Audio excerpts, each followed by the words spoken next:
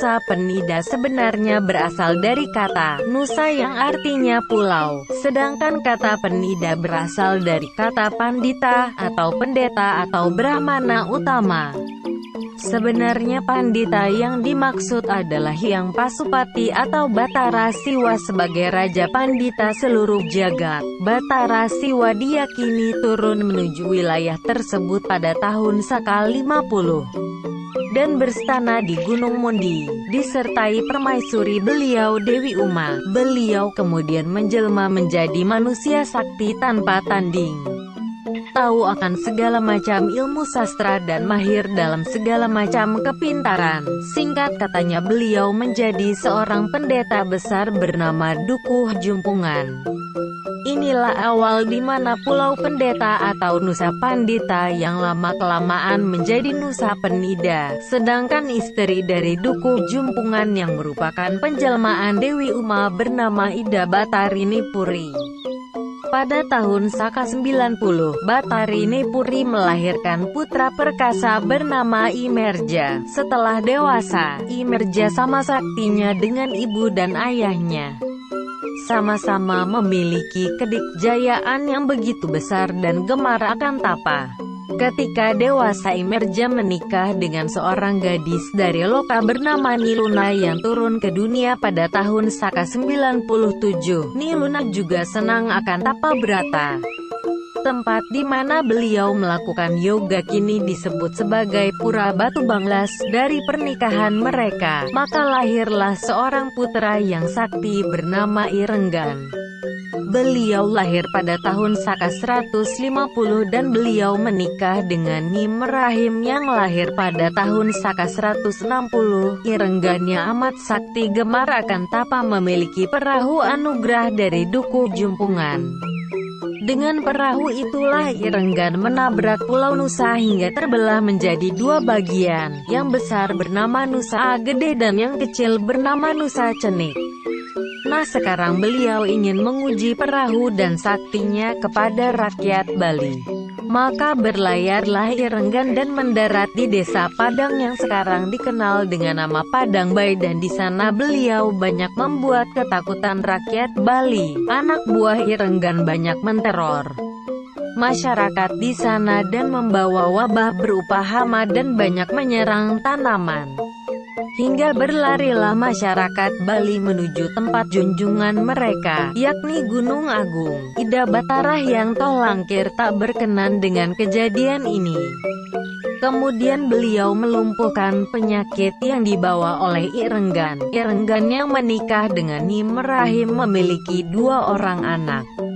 Yang putra bernama Igedemi Caling dan perempuan bernama Nitole, lahir pada tahun Saka 180. Igedemi Caling menikah sang Ayu Mas Rajak Bumi pada tahun 250 Saka. Gedemi Caling melakukan tapa dipi dan pengastawan Ida ditujukan kepada Batara Siwa, karena saking keras tapa dan brata yang dilakukan oleh Gedemi Caling. Maka Batara Siwa berkenan memberikan anugerah berupa kesaktian Kanda Sanga. Seketika itu juga Gedemi Caling berubah wujud menjadi sangat menyeramkan. Taringnya panjang dan badannya besar sekali. Suaranya menggetarkan jagat raya. Dan oleh sebab itulah kemudian Ida Batara Indra turun dari Loka untuk mengatasi ketakutan yang dibuat oleh Gedemi Caling. Batara Indra memotong taring dari Gedemi Caling dan membuat jagat tentram kembali. Setelah itu berhasil dilakukan. Kemudian Igedemi Caling kembali melakukan tapa hebat memuja Batara Rudra dengan ketekunan yang dimiliki oleh Gedemi Caling. Maka Ida Batara Rudra menjadi asih dan memberikan anugerah kepada Igedemi Caling berupa 5 macam sakti, yakni taksu kesaktian, taksu penggeger, taksu balian, taksu penolak gerubuk, dan taksu pengadakan merana. Igedemi Caling memimpin semua wong samar dan bebutan-bebutan yang ada di bumi. Igedemi Caling juga memberikan wewenang sebagai penguasa samudra, karena menguasai samudra sering juga disebut Ratu Gede Samudra. gelar dari I Gede Micaling yang diberikan oleh Ida Betari Durga Dewi, yaitu Papa Poleng, dan permaisurinya Sang Ayu Mas Rajak Bumi diberi gelar Papa Selem.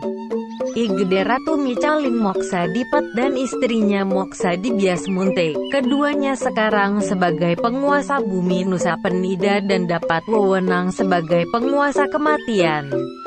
Maka bagi umat yang ingin umurnya panjang, sehat, selamat dan lain-lain, memohonlah kepada beliau I Gede Micaling yang akhirnya bergelar Ida Batara Ratu Gede Mas Micaling. Akan tetapi karena sering ke Bali dan bertemu dengan Ida Batari Ratu Niang Sakti, akhirnya Ida Batara Ratu Gede Dalempet Juda menjadi pengabdi Ida Batari Ratu Niang Sakti. Dalam sawang menyampaikan pastu yang berbunyi, barang siapa yang ingin menyusung Durga Dewi Pengastawanya ke dalam Nusa sepatutnya menggunakan kayu perahu sebagai prelingga sarwa Micaling. Karena kayu perahu berasal dari pengendrana Ida Batara Siwa, Dukuh Jumpungan, maka Sidi, Sakti, perkasalah dia. Ratu Gede Micaling distanakan dalam pura Ratu Gede dan diberi nama suci Ida Batara Ratu Hyang Agung Ratu Gede Micaling.